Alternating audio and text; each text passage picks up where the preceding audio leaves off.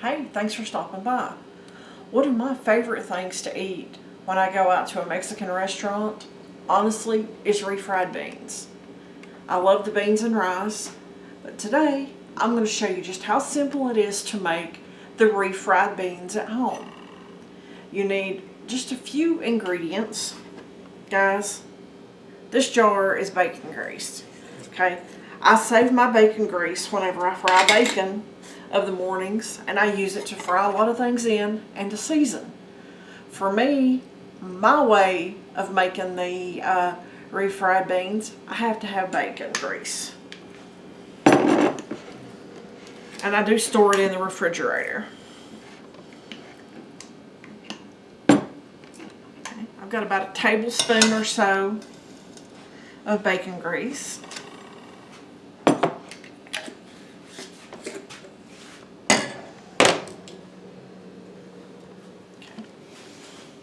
I have garlic. You could use garlic powder if you wanted. I like minced garlic, but use what you like. I'm going to use, this is probably about a teaspoon or so of minced garlic. I'm going to put that in there with the bacon. Now folks, you can use regular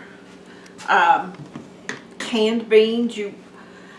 I would use probably 2 of the 15-ounce cans, but folks, I'm a canner and I can these pinto beans, so I'm going to use my home canned beans in here. Like I say, you could use the store-bought, it doesn't matter.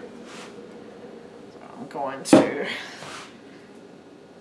I have this over about medium heat, which is about 6 or something like that. I have the bottom covered. I'm just going to pour my beans in here.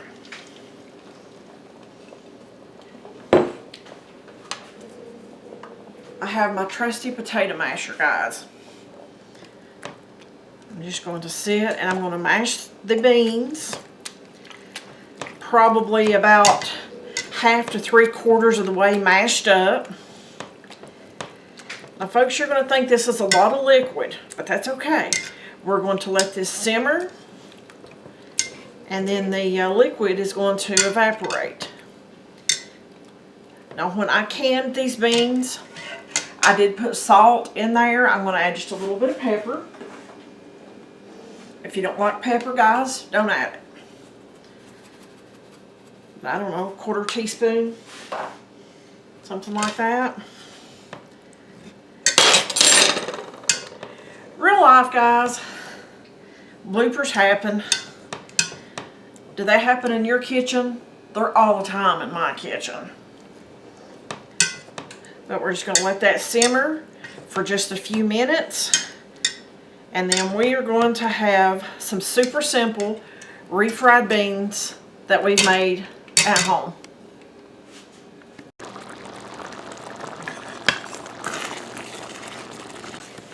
Okay, you can see this has really reduced to what it was when we first started and thickened up really nice.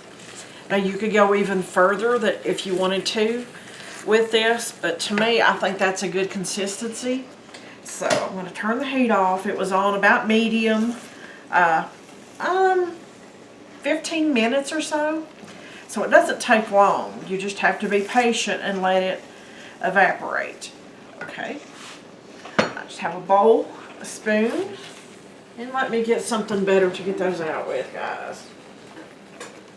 Should have been prepared, but if you've watched very many of my videos, guess what, guys? Real life is what it is. Okay. So I'm just going to get a spoonful of this.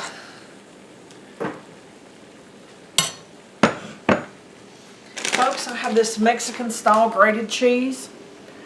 To be honest with you, I don't speak Spanish, and I am not about to butcher the name of this. It's a Mexican grated cheese. It's really good. It's what they use in a lot of the Mexican restaurants.